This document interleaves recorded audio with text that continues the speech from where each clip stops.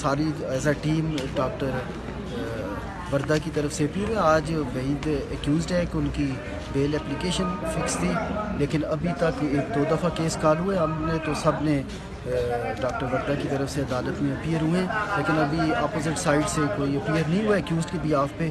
تو کچھ انفارمیشن اس طرح ہے کہ وہ سینئر کونسل ہیں ہمارے بھائی ہیں, وہ شاید کو تھوڑا سا آج لیڈ ہے, تو مے بھی آج نہ آئیں.